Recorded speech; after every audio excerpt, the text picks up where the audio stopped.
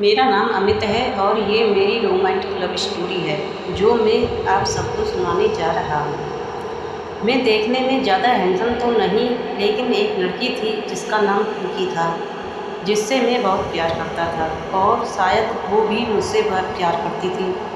हम दोनों प्यार की शुरुआत 11 अक्टूबर 2020 की बात है। दोस्तों, मेरी और पिंकी की बातें बहुत कम होने लगी थी।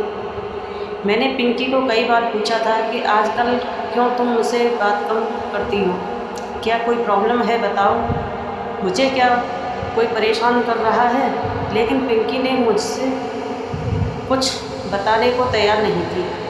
एक दिन रात को 1:30 बजे मुझे पिंकी की बहुत याद आ रही थी और मुझे नींद तक भी नहीं आ रही थी, और मैंने सोचा क्यों ना उससे बात कर लूं।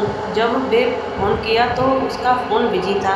मुझे बड़ी हैरानी हुई कि इस समय उसका फ़ोन बिजी क्यों है। मैंने 2-3 बार ट्राई किया, लेकिन फिर भी बिजी था। थोड़ी देर बाद पिंकी का फ़ोन आया और उसने कहा कि उसकी फ्रेंड सीमा की फ़ोन थी और वो कल भी कॉलेज एग्ज़ाम के बारे में पूछ रही थी। मुझे पिंकी की बात पर यकीन नहीं हो रहा था और मुझे थोड़ा शक हो चुका था कि पिंकी किसी और से बात कर रही है। इसी तरह 1 महीना बीत गया और उस 1 महीने में पिंकी मुझसे बहुत कम बातें करने लगी थी। ये बात मुझे खटकने लगी थी और मुझे ज़्यादा शक होने लगा। एक दिन मैं मार्केट में कुछ लेने के लिए गया था, तो मैंने देखा कि पिंकी एक लड़के के साथ मोटरसाइकिल पर बैठी हुई है।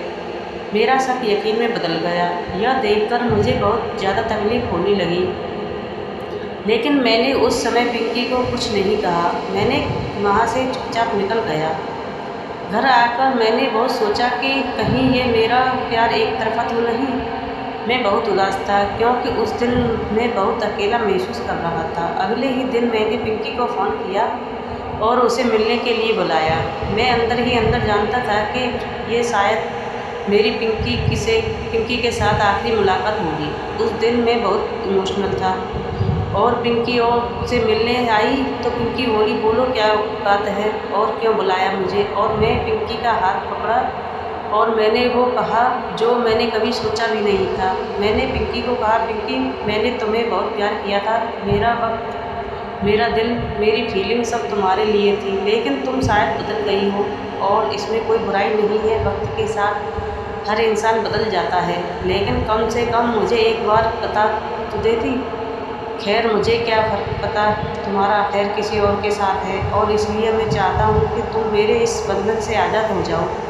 मैं नहीं चाहता कि तुम मेरा दिल टूटने के डर से मुझे कुछ ना कह पाओ। इसलिए आज मैं तुमसे कहने आया हूँ कि आज के बाद मैं तुम्हें कभी नहीं मिलूँगा और मैं तुम्हारी ज़िंदगी से दूर चला जाऊँगा, और मैं चाहता हूँ कि तुम ज़िंदगी में हमेशा खुश रहो। पिंकी बिना कुछ बोले मेरी बातें सुन रही थी। शायद उसे भी पता था कि मुझे उसके अफेयर के बारे में पता चल चुका है। उसकी आंखों से आंसू जरूर टपक रहे थे। अब मुझे कोई फ़र्क नहीं पड़ता, क्योंकि दोस्तों, पिंकी मुझसे प्यार नहीं करती थी और मेरा एक तरफ़ा प्यार के बाद मैंने क्या सीखा। उस दिन मैंने सीखा कि जो तुम्हारी खामोशी नहीं सुन सकता वो तुम्हारे लिए भी कभी नहीं सुन सकता।